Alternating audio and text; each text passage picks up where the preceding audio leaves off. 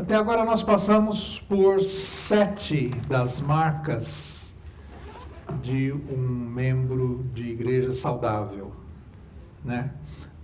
Baseado naquele livro cujo tema nós temos seguido, né? Já vimos 7 dessas marcas e hoje nós vamos ver uma que se chama discípulo que cresce, né? A marca de um membro de uma igreja saudável, membro de igreja saudável, é um discípulo que cresce. O que o autor define dessa forma? Um membro de igreja saudável é um discípulo que cresce. É impossível separarmos a saúde de uma igreja local da saúde de seus membros. Também é impossível divorciarmos o bem-estar de um membro de igreja do seu crescimento e discipulado espiritual. Essa é a definição que o autor faz. Vocês concordam com ela? Faz sentido isso? O que vocês acham? Faz sentido se a gente pensar em corpo, né? Se uma parte do corpo não está legal, tudo afeta as outras. Nesse contexto, é a mesma aplicação. Essa analogia que a Bíblia faz, né, da igreja com o corpo de Cristo, e comparar isso com o corpo humano, onde as partes têm que interagir, têm que crescer em conjunto, né, faz bastante sentido, né? Então, um membro de igreja saudável é um discípulo que cresce, e a igreja cresce com um membro que é também saudável nesse sentido, né? Nós vamos ver esses temas aqui hoje. Quando os cristãos não crescem, eu falo, mas você vai falar de crescimento e começa falando que o discípulo não cresce, né? Que conversa é essa, que o cristão não cresce?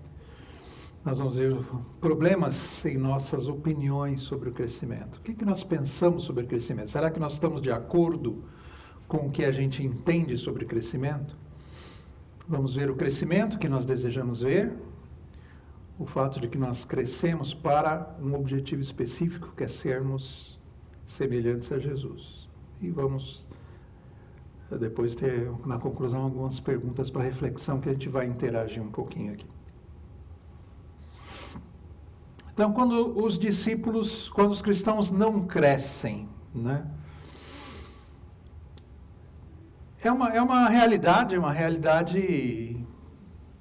triste, né? De uma certa forma, a gente identificar que há cristãos que não crescem. Eles nascem e permanecem lá os seus bebezinhos espirituais, né? Por longo tempo, né? Alguns cristãos reconhecem essa situação, percebem isso, percebem que não estão crescendo, né? E alguns dos motivos, o autor menciona, é de uma rotina cristã enfadonha. O que seria isso? O que é uma rotina cristã enfadonha? Alguém já passou por uma situação dessa, de repente perceber que a vida cristã estava se tornando monótona, repetitiva, às vezes um peso, não é? Eu coloquei essa frase aí sobre essa comparação, a obra do Senhor versus o Senhor da obra, né? Quando a gente se dedica demais à obra do Senhor e se esquece do Senhor da obra, isso tende a acontecer. A rotina torna-se um peso. É enfadonha. Eu vou para a igreja, eu tenho que ir para a igreja, está na hora de acordar para ir para a igreja, eu tenho minhas atividades. Isso acontece muito e posso comentar isso de experiência própria, né? Com voluntários que servem na igreja, em que aquela rotina do serviço na igreja, chega uma hora que aquilo deixa de ser um prazer em que eu estou exercendo o meu dom e servindo ao Senhor, passa a ser uma rotina e passa a ser um peso. Tem que ir de novo lá. Cadê o Leandro? O Leandro não está aí?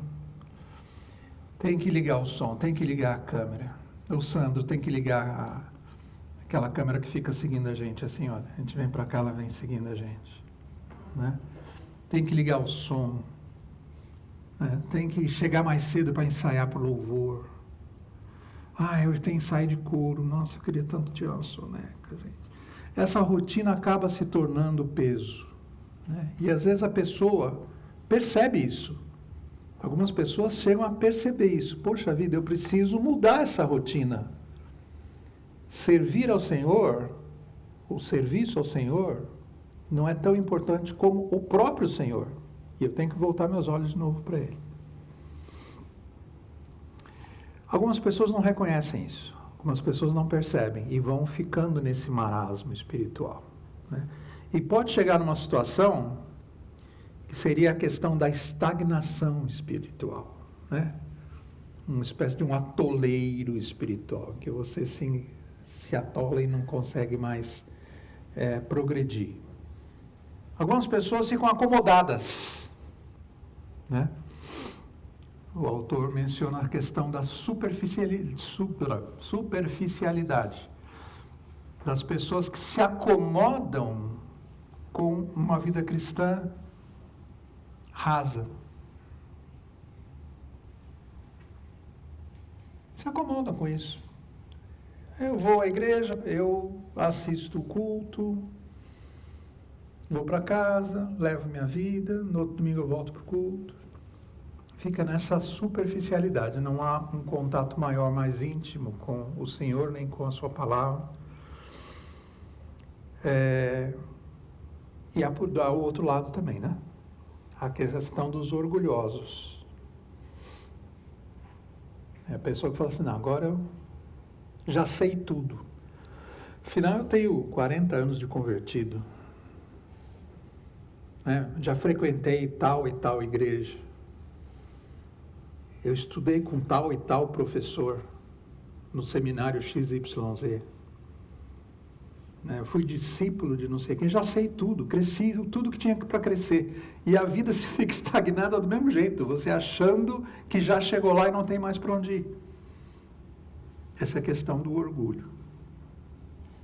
O problema é que quando a gente tem um mundo, como a gente vive num mundo extremamente individualista, isso mascara o problema, porque as pessoas não se expõem. Então você está vivendo uma vida ou superficial ou do outro lado, achando que não tem mais para onde crescer, e você não é confrontado. Você não é corrigido, seu rumo não é corrigido. Por quê? Porque você está escondido atrás da sua máscara do crente ou domingueiro, ou do crente que já sabe tudo, do super crente, e não é confrontado, e não tem oportunidade de ser corrigido e mudar de rumo. A nossa sociedade favorece muito esse tipo de coisa, porque a gente se esconde.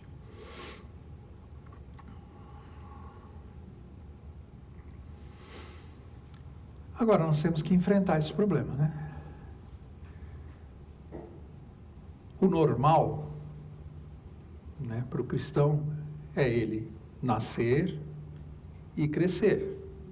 Assim como é normal para o ser humano, né? Aquela analogia que a gente estava falando um pouquinho antes, analogia com o corpo de Cristo, né? A igreja com o corpo de Cristo. Um corpo nasce como um bebezinho, vai crescendo, vai se desenvolvendo, vai desenvolvendo seus músculos, seu intelecto. Mas esse é o normal, né? Você nascer, crescer e tornar-se semelhante a Jesus, buscando essa maturidade espiritual. Então, alguns textos que a gente... Vamos ver alguns textos aqui. Hebreus 6.1 fala nessa ideia de um progresso, de um crescimento, né? Sigamos em frente, alcançando a maturidade em nosso entendimento, né? Deixando de lado os ensinamentos básicos, ou seja, você já passou pela fase do elementar, do beabá, está na hora de aprender coisas novas, está na hora de se desenvolver. Ou esse texto aqui, né? Semana passada a gente falou disso, não foi? Falou de churrasco, vai ter churrasco no céu, não era uma coisa assim? Vai ter, Gavá? Vai ter churrasco no céu? Diz a lenda que vai. Diz a lenda que vai ter. Então, o autor de Hebreus está falando aqui essa questão. Tem coisas que eu gostaria de falar com vocês, mas não dá para falar, porque vocês não vão entender. Primeiro porque vocês se tornaram displicentes acerca do que ouvem. Entra por um ouvido e sai pelo outro. Não assimila, não absorve o conhecimento. E ele fala, vocês a essas alturas já deveriam estar ensinando os outros, mas eu ainda preciso dar para você leite, uma madeirazinha, porque vocês não podem comer o churrasco, o alimento sólido.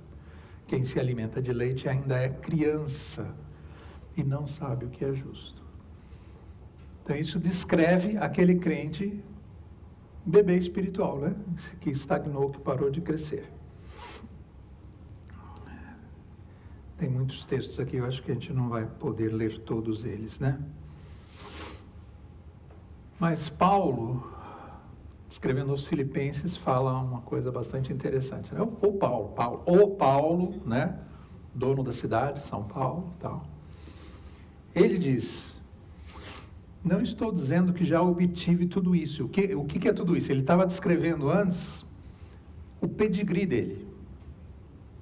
E ele fala, olha, hebreu de hebreus, fariseu, bababá, fala todo do pedigree dele e fala, olha, e eu continuo buscando a perfeição. Daí ele fala, eu não atingi isso tudo ainda. Paulo está dizendo isso.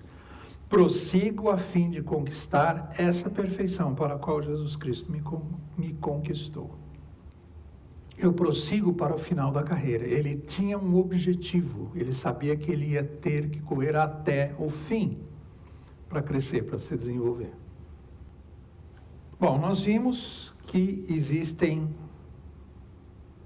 situações em que o cristão não cresce, por vários motivos, que ele chega em situações, às vezes, de estagnação, ou de acomodação, ou de orgulho. Vimos o que se espera da gente, que é crescer, que é se desenvolver, né? Continuar caminhando. Mas e o crescimento? O que é crescimento? Será que a gente tem uma ideia clara sobre o que é crescimento? O que não é crescimento? Crescimento não é uma demonstração exterior de sinais superficiais e uma negligência àquela realidade interior, ou seja, eu aparento ser, mas não necessariamente eu sou. No entanto, a nossa cultura valoriza isso, né? Isso é o que a gente mais vê.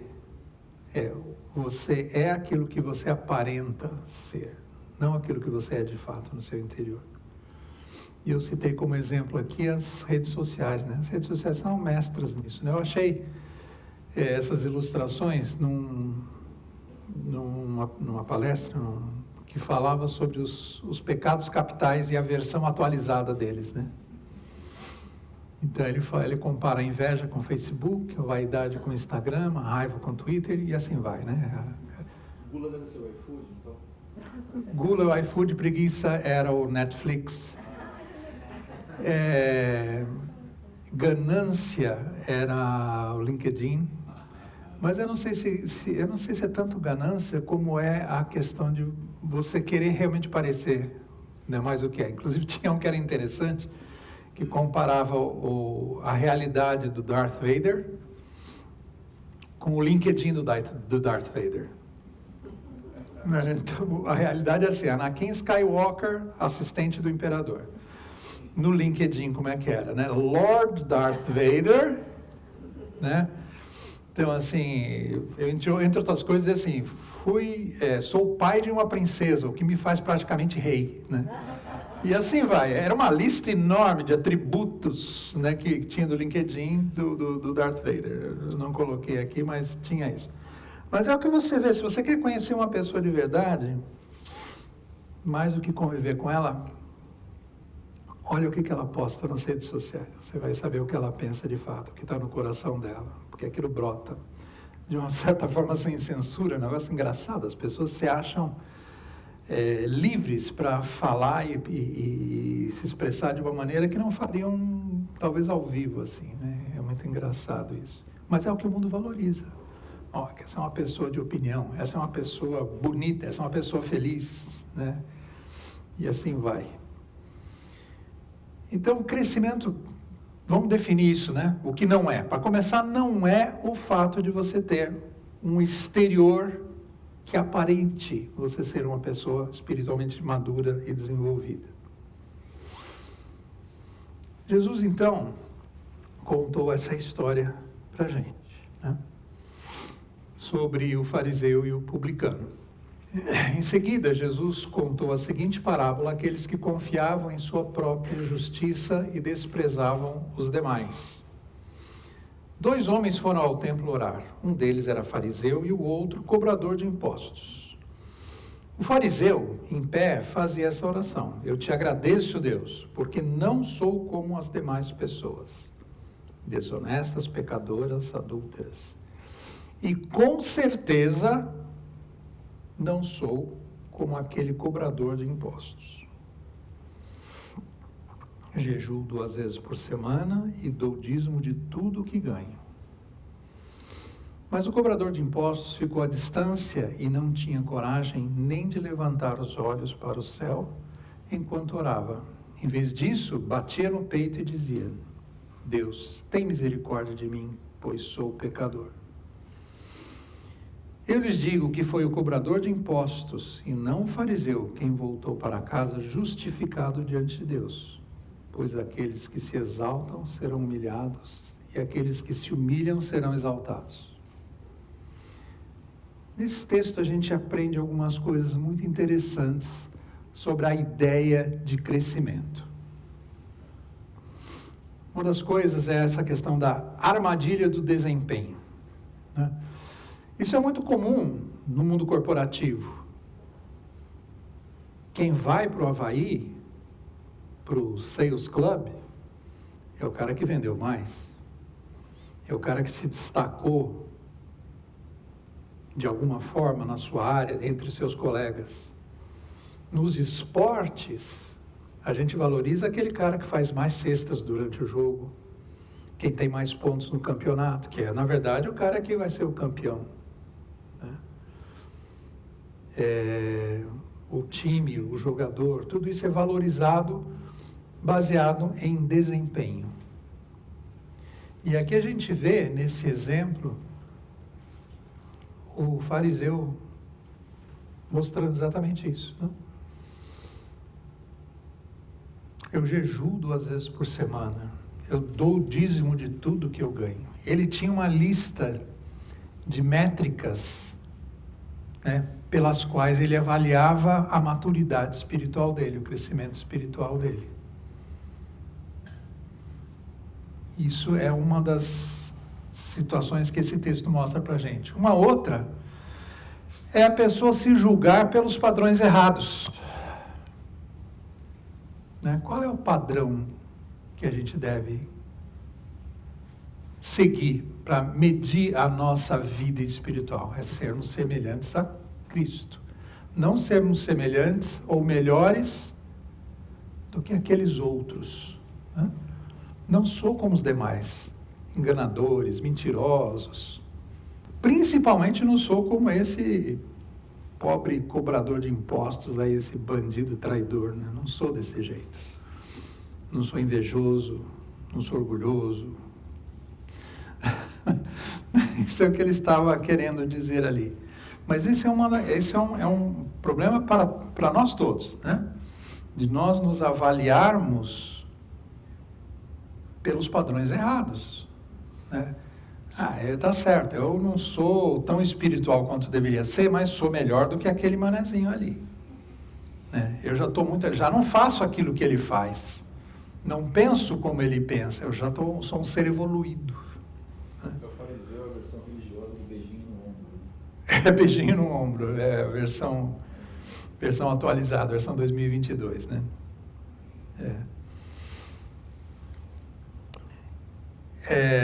Se a gente começa a se comparar com os outros, o nosso padrão passa a ser relativo e não absoluto, né? Então existiu um cavalheiro chamado Jonathan Edwards, evangelista, congregacional, escritor do século XVIII. E ele escreveu um conjunto de 70 resoluções de como ele pensava que deveria pautar a sua vida à luz da palavra de Deus. Então, entre 1722 e 1723, ele escreveu essas 70 resoluções. Tem um livro que narra essas 70 resoluções. E a 8ª diz o seguinte: resolvi ser a todos os níveis, tanto no falar como no fazer, como se não houvesse ninguém mais vil que eu sobre a terra. Isso lembra quem? Paulo, né? Eu sou o principal dos pecadores. Ele e o Jonathan Edwards estão até hoje lá no céu brigando. Não, eu sou pior que você. Não, você é pior que eu. Não. Né? Tá essa discussão. Mas esse é o espírito da coisa. Eu vi um outro texto um dia desses que dizia assim também, né? Não se preocupe com o que as pessoas pensam a seu respeito. Você é muito pior do que eles pensam.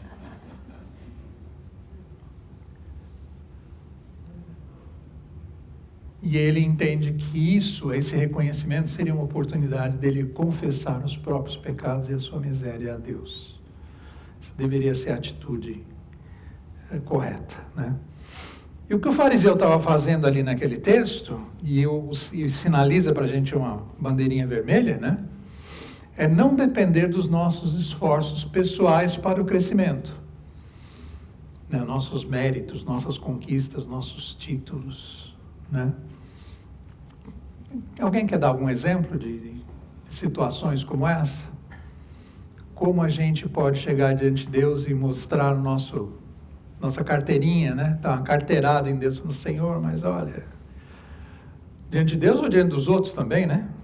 Como é que a gente poderia... O que a gente faria hoje em dia? Versão 2022, qual seria uma versão dessa aí? Eu sou PhD em tal coisa. Sou PhD em alguma coisa. Eu tenho uma que eu guardo no coração, essa aí. Eu vou contar para vocês depois. Acho que as pessoas se amparam muito nas boas obras que fazem. As boas obras. Eu fiz isso, fiz aquilo. É interessante essa questão da fala do fariseu, ela se assemelha muito àquela fala das pessoas. Olha, eu não sou uma pessoa que não matei ninguém, não roubei. É a mesma fala do fariseu. É a versão de hoje.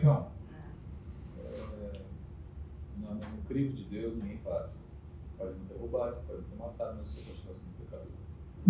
Por isso você precisa de salvação. Eu tenho um colega, quer dizer, foi um colega de trabalho na época, né? Eu lá no Morumbi convidei-o para assistir uma cantata, né? O pretexto é que eu estava tocando na orquestra, então convidei-o para assistir lá. E o Lisânias fez um apelo no final, né? Era uma cantata, acho que de Páscoa. E no final o Lisânias fez um apelo e falou: olha, você que é um pecador, né? Resumindo tudo o que ele disse, você precisa de Jesus. Depois ele veio e falou assim: cara, isso não é para mim. Eu sou bom marido, sou bom pai, sou honesto. Isso não é para mim. Ele falou desse jeito. O que mais? Algum outro exemplo dos pedigrees que a gente pode usar para...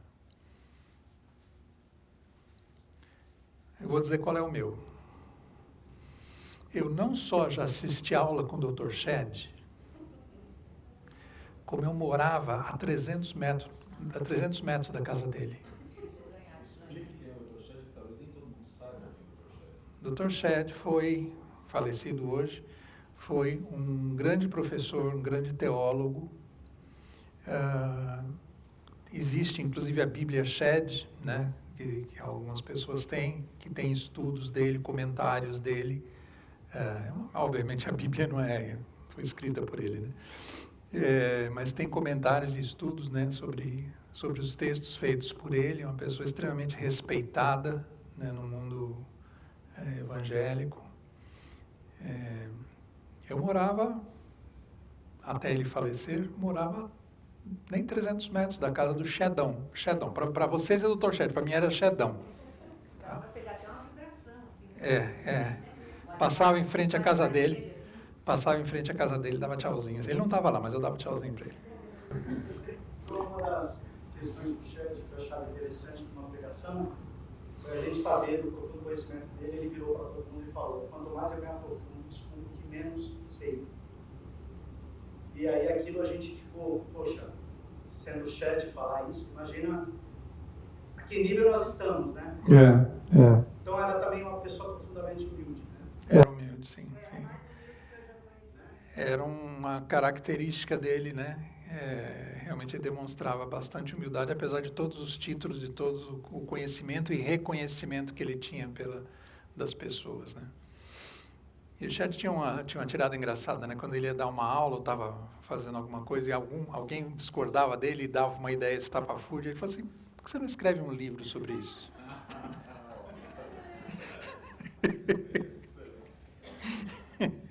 Esse era o Chetão. Enfim,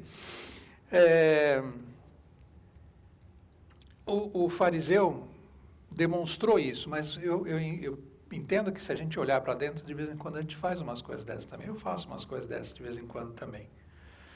Né, de achar que que eu conquistei alguma coisa na vida cristã por meu esforço. O nosso progresso, a nossa maturidade dependem unicamente da graça, da misericórdia e da vontade de Deus. Né? E a gente vê alguns exemplos aqui, Paulo louvando a Deus pelo crescimento dos cristãos. Né? Não louvando os cristãos pelo seu crescimento, mas louvando a Deus pelo crescimento dos cristãos. 2 Tessalonicenses 1:3, ele fala, não podemos deixar de dar graças a Deus por vocês, pois sua fé tem se desenvolvido cada vez mais e o seu amor uns pelos outros tem crescido. Dá graças a Deus porque sua fé está se desenvolvendo. Um outro texto, também em Tessalonicenses, né? Que o Senhor faça crescer e transbordar o amor que vocês têm uns pelos outros e por todos. E quem vai dar o crescimento é o Senhor, não é o esforço daquela pessoa, não é o nosso esforço. Muito bem, a gente já viu que os cristãos às vezes não crescem, vimos a atitude que pode ser decorrente disso, nós já vimos o que não é o crescimento, vamos ver, no final de contas, o que é o crescimento, foi por isso que a gente veio aqui, não é isso? O crescimento verdadeiro, segundo o autor, ele define nesses termos, é em santidade e piedade. O que é santidade? É andar de auréola por aí? Não. Né? Santidade tem a ideia de separação do mundo. Eu vou ser diferente do mundo. Vai ter consequências, com isso eu vou chocar o mundo. Eu vou ser confrontado pelo mundo. Se eu quiser ser diferente, se eu quiser andar na direção contrária, eu vou trombar com todo mundo. Mas ele fala em santidade. E piedade é ter um coração semelhante ao coração de Jesus. Então ele descreve uma outra coisa interessante, um passo além. O membro de igreja saudável, ele tem interesse no seu próprio crescimento. Ele quer crescer, mas ele tem interesse no crescimento dos outros ao seu redor. No sentido de comunidade. Eu não quero crescer e crescer sozinho, mas eu quero que todo mundo cresça junto comigo. Eu quero que todo mundo se desenvolva. Né? E nós crescemos não como o fariseu que estava olhando para as outras pessoas ou para aquele pobre corintiano ou publicano que estava ali, mas olhando para Cristo. É assim que a gente cresce. Né? O texto de Efésios diz que a igreja está equipada por Deus através de pessoas que vão nos ensinar até que todos alcancemos a unidade que a fé e o conhecimento do Filho de Deus produzem e amadureçamos, chegando à completa medida da estatura de Cristo. Essa é a meta. Não aquelas que o fariseu estava usando. Essa é a ideia do crescimento, sermos semelhantes a Jesus Cristo. E sinais, né, evidências do crescimento espiritual, a gente pode ver E não são aquela carteirada que o fariseu estava dando, né? Dou dízimo de tudo, jejum 2 vezes por semana, etc, etc, etc, né? Mas o sinal é a manifestação na nossa vida do fruto do Espírito, né? Fruto do Espírito tem 9 elementos, né? Coincidentemente, né, nós temos ali uma tangerina, uma bergamota, depende de onde você é, né? Mexerica, né? Que tem 9 gomos, né? E ela representa bem a ideia do fruto do Espírito, que tem 9 gomos também, né? Às vezes a gente vê assim, não, os frutos do Espírito. Não, o texto fala no fruto do Espírito, né? E então ele diz, a manifestação do Espírito na nossa vida, que é um sinal desse crescimento espiritual, é amor, alegria, paz, paciência, amabilidade, bondade, fidelidade, mansidão e domínio próprio. Contra essas coisas não há lei. Uma vez que vivemos pelo Espírito, sigamos a direção do Espírito em todas as áreas da nossa vida, ou de nossa vida. Próximo tópico é que nós crescemos para ser semelhantes a Cristo. Já mencionamos isso, né? O texto que nós lemos falava disso. Tem alguns 4 itens aqui, né? Primeira coisa é permanecer em Cristo. Para quê? Para dar frutos, não é isso? Texto conhecido, texto da videira, diz o seguinte, né? Sim, eu sou a videira, vocês são os ramos. Quem permanece em mim e eu nele produz muito fruto. Então, essa ideia de permanecer em Cristo e permitir que Cristo permaneça, nós dando a Ele espaço para atuar nas nossas vidas, né? Ele termina o texto dizendo isso. Quando vocês produzem muitos frutos, trazem grande alegria a meu Pai. Então, primeiro tópico que a gente vê é essa ideia de permanecer em Cristo. Isso daí reforça aquela coisa da não performance, né? Quem vai dar o fruto é por estar ligado a Ele, né? Sem Ele a gente não vai dar fruto. O fruto vai ser dele também, exatamente. Outra coisa é a gente usar os meios comuns da graça, né? Esse é o termo que a gente usa aqui. Estudar a palavra, orar e participar das ordenanças. Olha que interessante, o autor inclui esse aspecto aqui. Estudar a palavra e orar é o respirar, né? É quando eu inspiro a palavra de Deus e expiro a minha oração. A gente interage dessa forma no dia a dia, né? Da mesma forma como a gente respira o tempo todo na vida cristã, esse deve ser o objetivo. Estudar a palavra de Deus e orar constantemente, né? Agora ele colocou participar das ordenanças, né? Quais são as ordenanças? Mas o que as ordenanças falam? Então, batismo e qual é a outra ordenança? Ceia, né? Isso fala para a gente de testemunho e comunhão, né? O batismo é uma forma de você comunicar ao mundo. Eu morri para o mundo e renasci para uma nova vida. Você está dando testemunho. Esse testemunho não deve continuar, não é só fazer o batismo, não. Mas a gente deve continuar dando testemunho da transformação que Jesus fez na nossa vida constantemente, né?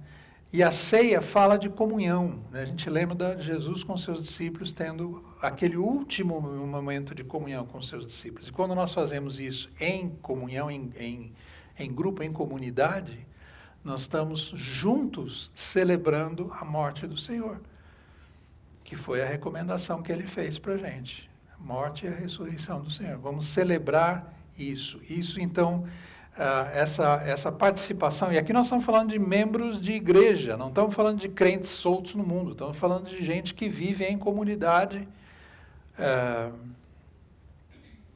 e participa dessas coisas em conjunto, né? Outras duas coisas. Participar de uma igreja local. Nós estamos estudando aqui sobre membro de igreja saudável. Então, nós não estamos falando também dessa história, crentes soltos pelo mundo, né? Sim. Nós estamos falando de crentes integrados numa igreja local. Isso dá a ideia de edificação, de crescimento, fortalecimento, de mutualidade, né, de encorajamento mútuo, de suporte mútuo, de amor mútuo, né? E também na oportunidade de serviço, de exercer os nossos dons. E aqui nós temos, e eu imagino que um dia eu vou cutucar o Gava, algum dia, e o Sandro, né? Um dia nós vamos fazer aqui um curso sobre dons espirituais. Não sei se todos conhecem os seus dons espirituais. Então, uma forma de você avaliar, olhar na palavra que dons existem e você tentar descobrir qual é o dom que eu tenho. E você tem um dom, pelo menos um dom. O Espírito Santo nos traz dons. No momento que a gente recebe o Espírito Santo, a gente recebe dons também. E nós temos que exercer esse dom. E o dom é exercido em comunidade, é exercido dentro da igreja. E aqui nós temos a oportunidade de servir, né? Aqui, na igreja a gente não vem para ser servido, a gente vem para servir, né? Então essa participação na igreja local amplia esse escopo da vida cristã de um cristão para a vida de uma comunidade cristã.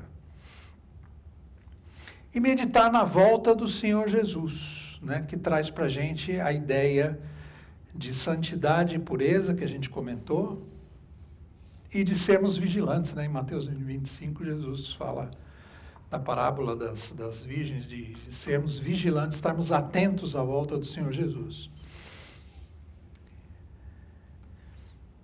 E aqui esse texto agora, sim, 1 João, quando tem umzinho na frente, 1 João, diz assim, né? Que nós seremos um dia semelhantes ao Senhor Jesus, quando Ele se revelar. Nós ainda não somos assim. Nós estamos caminhando. O próprio Paulo falou, eu estou prosseguindo na minha caminhada, na minha corrida, né? Mas quando Ele se manifestar, nós seremos semelhantes a Ele, pois o veremos como Ele realmente é. E todos que têm essa esperança se manterão puros, como Ele é puro. Um outro texto aqui que diz para a gente o seguinte: Pedro está descrevendo, digamos assim, o fim do mundo, né? A transformação desse mundo no novo mundo, novos céus e nova terra. E ele diz assim, visto que isso tudo vai acontecer, vocês devem viver uma vida caracterizada por santidade e devoção. Então, pensar no futuro, na nossa vida futura, na vinda do Senhor Jesus. Na volta do Senhor Jesus, melhor dizendo. Na vinda Ele já veio. E ele termina dizendo que nós devemos levar uma vida pacífica, pura e sem culpa aos olhos de Deus.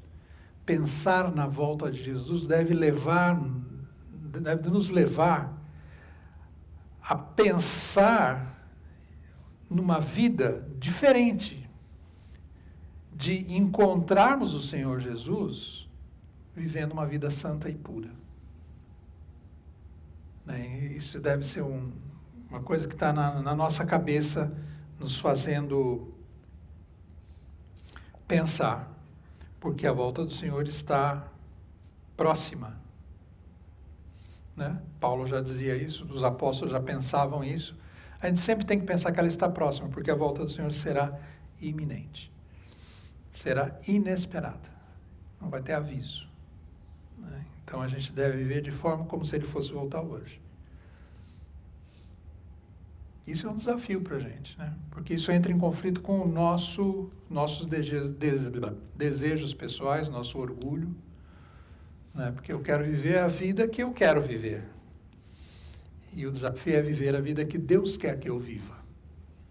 Isso é um desafio que nós temos toda manhã que encarar. Como eu vou viver esse dia? Diga, reverendo. O que chama atenção nesse assunto, né, umas coisas. A sobre crescer para ser semelhante a Jesus. Há dois aspectos aí, né? Alguns aspectos que me chamam a atenção. Primeiro, nós precisamos lembrar que esse crescimento, né, eu dei aqui uma coisa que me chama a atenção, esse crescimento ele culmina no encontro. Então, nós nos encontrarmos com ele, não há mais crescimento. Finalizado.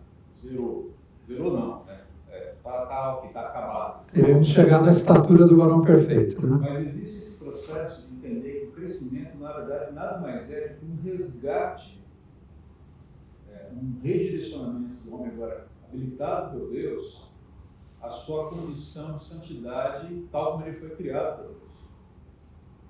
Então, ao mesmo tempo que a gente considera isso um crescimento, você também tem que lembrar que isso é um resgate.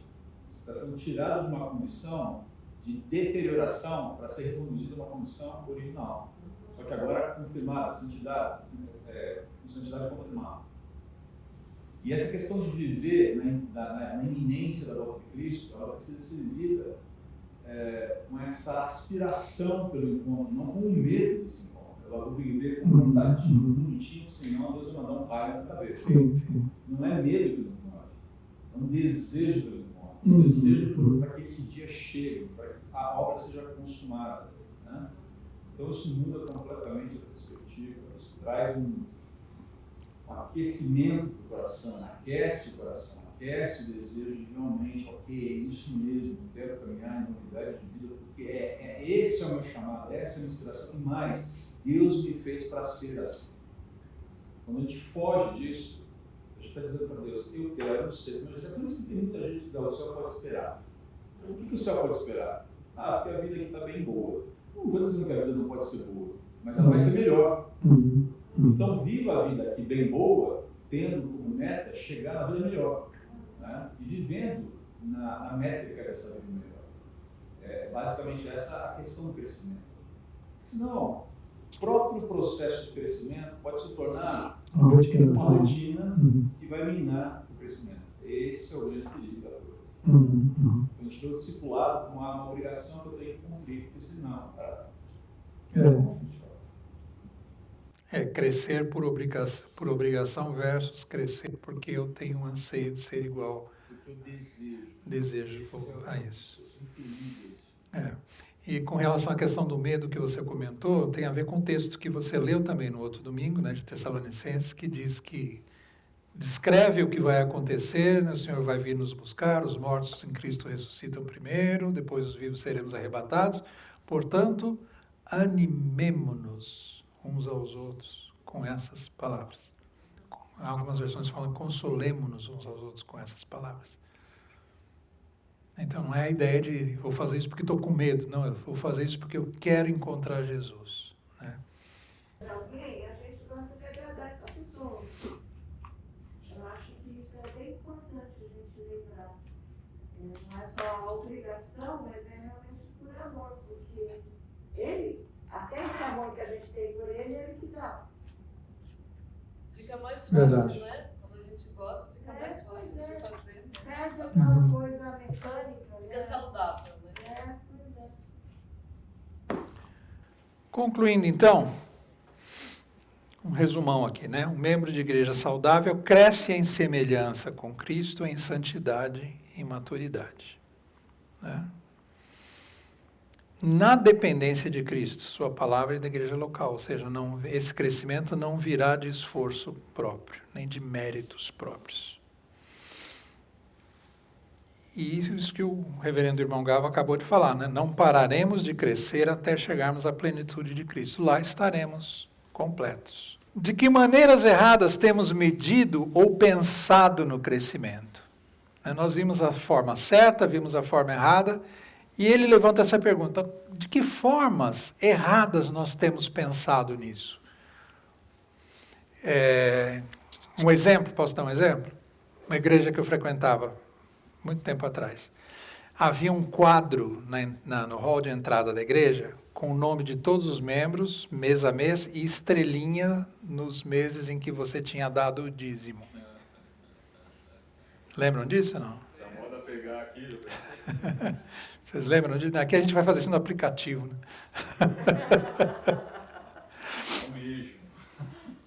Mas vocês lembram disso aí? É uma forma, né? De você olhar, nossa, olha, esse irmão aqui não tem estrelinha aqui, 2 meses que ele pulou o dízimo. Que horror, né? Outra forma, engajamento nas atividades. Engajamento nas atividades, né? Eu sou voluntário nesse ministério, né? Isso faz de mim uma pessoa mais santa, mais madura, será? O ativismo simplesmente. Não quer dizer que a gente não deva se envolver num monte de ministério, não, gente, tá? Mas tem gente que faz isso dessa forma, para mostrar a questão de... Confundir isso com espiritualidade. Confundir isso com espiritualidade. Na verdade, é uma manifestação dessa espiritualidade.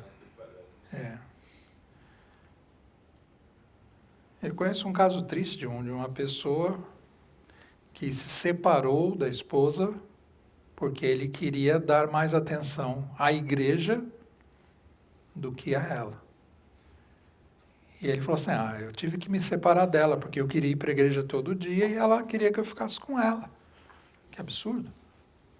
Realmente um absurdo. E chegou, não é que brigaram, chegaram ao extremo de fato de se separar mesmo.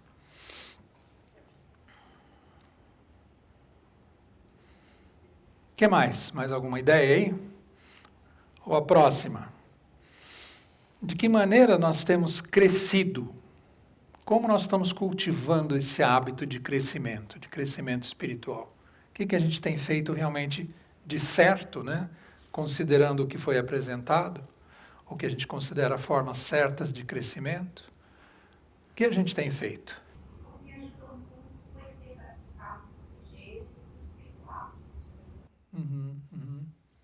PG e discipulado, né? Comunhão, crescer junto com os irmãos, ser acompanhada, ser pastoreada, né?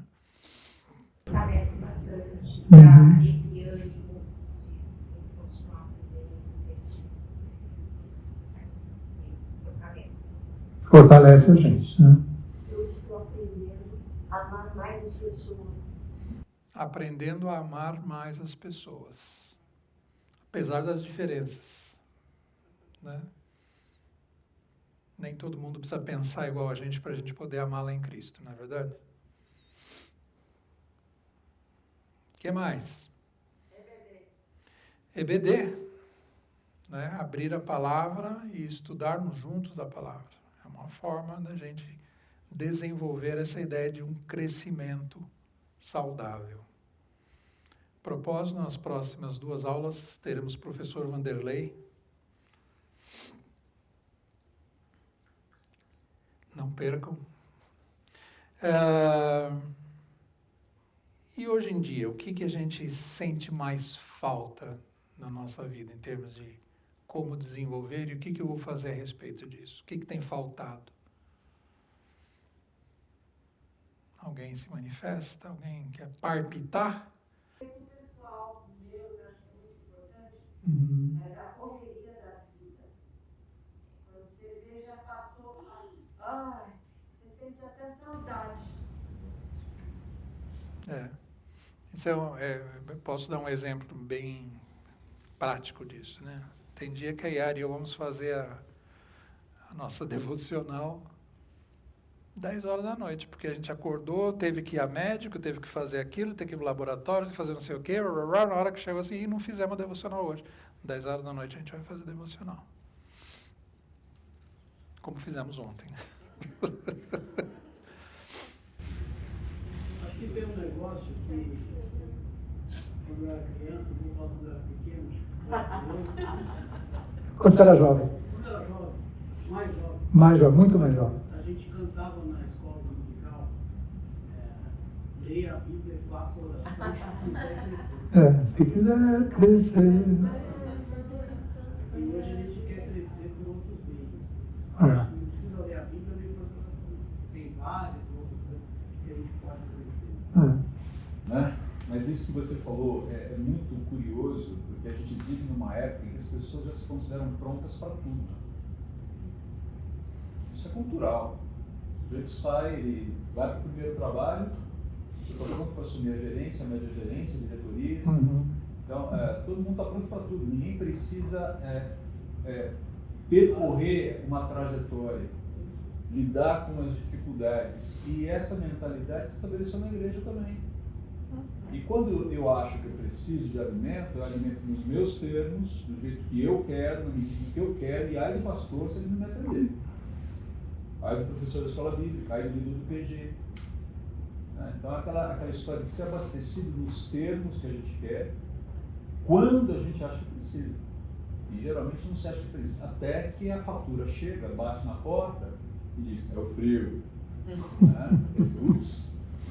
Mas isso é muito sério, porque invariavelmente hoje, que tem muita gente que já trabalha em média gerência, nível sênior de empresas, você vê uma geração chegando, desculpe, não quero falar que isso é um problema simplesmente geracional, mas a gente percebe isso. Né? É uma turma que está chegando e já se vê em condições de assumir responsabilidades para as quais não treinou. Não sabe, não enfrentou um nível de dificuldades que gerou musculatura própria para aquilo. A vida cristã é a mesma coisa. É interessante que um filósofo fez uma analogia muito interessante com dois personagens daquela que é a saga que eu mais gosto, que é Star Wars. Ele falou, olha, se você pega lá, ele citou um livro do Joseph Campbell, né, que fala da história, a jornada do herói. Né? Você pega, por exemplo, que é a Rey, né, que é o personagem principal da última trilogia de Guerra das Estrelas, ela vai cair no esquecimento, porque ela não tem trajetória, ela já nasce pronta. Desde a primeira cena até a última, ela já está pronta. Quando você vai lá para o Anakin Skywalker, quando você vai lá para o Luke Skywalker, os caras dramam, aquela coisa, cresce, apanha, leva, cai, levanta de novo. Isso é crescimento, isso é jornada. Né? Hoje, os personagens estão prontos. Então, pode perceber, vai assistir um filme de herói, está tudo pronto. Né? Quem não está pronto é que fica, que permanece, porque você se identifica com a jornada, você se identifica com o caminho. E o cristianismo é isso, a jornada, é caminho. O próprio Senhor Jesus, de certa forma, ele teve uma jornada na sua humanidade. Ele sem pecado, né? Mas a sua humanidade foi um processo de crescimento. O Leandro mencionou isso na aula passada. Né? Então a gente precisa entender que se o próprio Senhor Jesus teve um processo de crescimento, tem a ver com a sua kenosis, com a sua humilhação, com a sua submissão voluntária ao Pai, na plenitude dos tempos, porque eu, bonitão, acho que eu não preciso disso. É a geração fast food, né? Exato. Tudo tem que estar pronto, tudo tem que ser rápido. Pronto, e o mundo tem que se abrir para a beleza de quem eu sou. Não é bem assim. Não é bem assim. É interessante, né, João, que quando fala lá em Provérbios para a gente ensinar a criança no caminho que ela deve andar, para algumas pessoas é assim, então, vamos tirar 10 minutinhos, filho, vem aqui que eu vou ensinar para você a palavra, né? E não é assim, é andando com ela, é dormindo com ela, é a vida toda, né? E a igreja são os três lemas nossos, né? Quando a gente conhece alguém, fala de Jesus e ela tem uma conversão, então, vai à igreja, porque lá você vai aprender, lá vem o crescimento. E é orar e ler a Bíblia, não tem outro método, né? Pra gente chegar ao não tem atalhos, né? Na verdade, não tem, né? É tão simples a gente pensa, né? E a igreja, orar e ler a Bíblia, não tem. E é assim que a gente vai educando nossos filhos. Aí quando eles crescem, dificilmente eles vão se desviar. E se acontecer isso, né, aí é problema dele com o Senhor. Mas esse ensina a criança no caminho em que deve andar, não é esse pouquinho de tempo, né? É para a vida toda. Legal. Beleza, obrigado, gente, pela participação de vocês. Então, aqui nós encerramos essa aula. Obrigado, gente.